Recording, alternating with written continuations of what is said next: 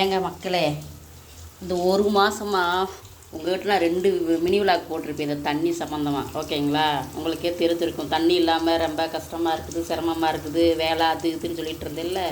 இப்போ சரி பண்ண வந்தேன், நேற்றுக்கு வந்தாங்கங்க. வந்துட்டு சரி பண்ணும்போது ஒன்றுமே தெரியலை. அப்புறம் பாருங்க, இது மாதிரி சொட்டு சொட்டாக விழுக ஆரம்பிச்சிச்சு. நைட்டெல்லாம் சொட்டு சொட்டாக போயிட்டு இருந்தது. காலையில் தண்ணி எப்பயும் ரெகுலர் தண்ணி வரும்ல, அப்போ வரும்போது இந்தளவுக்கு தண்ணி வரலைங்க. அதுக்கப்புறம் 9 மணி 10 மணிக்கு மேலே வந்துட்டு சொட்டு சொட்டாக ஒழுகிட்டே இருந்ததுங்க. லன்ச் டைமில் வந்துட்டு இவ்வளோ தண்ணி வருதுங்க.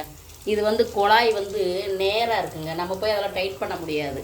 வந்து வேலை பண்ணவங்க எப்போ பாரு ஏதாவது ஒரு தொடுப்பு வேலை வச்சுக்கிட்டே தான் போகிறாங்க. இப்போ பாருங்களேன், தண்ணி கிடைக்காம இல்லாமல் இருக்கிறவங்களுக்கு தண்ணியை பற்றி அருமை தெரியும். ஒரு மாதமாக தண்ணி வரலன்னு சிரமப்பட்டோம்ல. இப்போ இவ்வளோ தண்ணி வேஸ்ட்டாக போகுதுன்னு சொல்லிட்டு போய் எழுதி வச்சுட்டு வந்தால், இப்போ வரேன் பிறகு வரேன் அப்படின்னு சொல்லிட்டு டயத்தை பாஸ் பண்ணுறாங்க.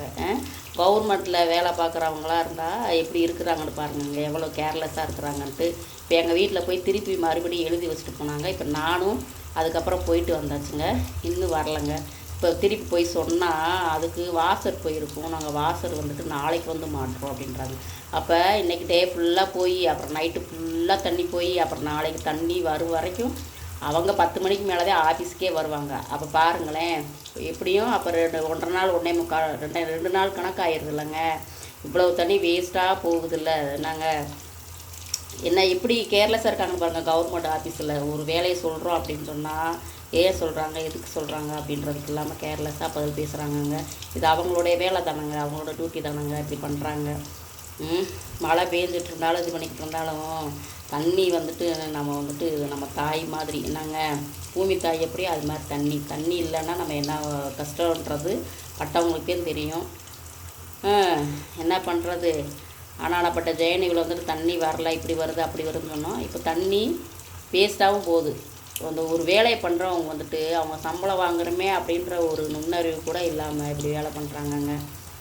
ஓயாமல் போய் சின்ன சின்ன பசங்க நம்ம கம்ப்ளைண்ட் பண்ணிக்கிட்டு ஆளை பின்னாடியே பிடிச்சிட்டுறது மாதிரி இருக்குது. இவ்வளோ தண்ணி எனக்கு வேஸ்ட்டாக போகிறது ரொம்ப மனசு வேதனையாக இருந்துச்சு. சரி, அதனால் அவங்களுக்கு பகிர்ந்துக்கலான்ட்டு.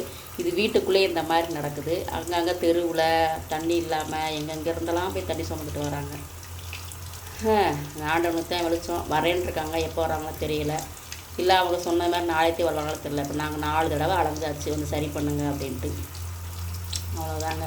சரி, மக்களுக்கு இதை காமிச்சிடலாம் அப்படின்றதுக்காக உங்கள்கிட்ட நான் பகிர்ந்துக்கிட்டேன். உங்களுடைய எண்ணங்கள் என்ன மாதிரி அப்படின்றத கமெண்ட்டில் சொல்லுங்கள். பாய்ங்க.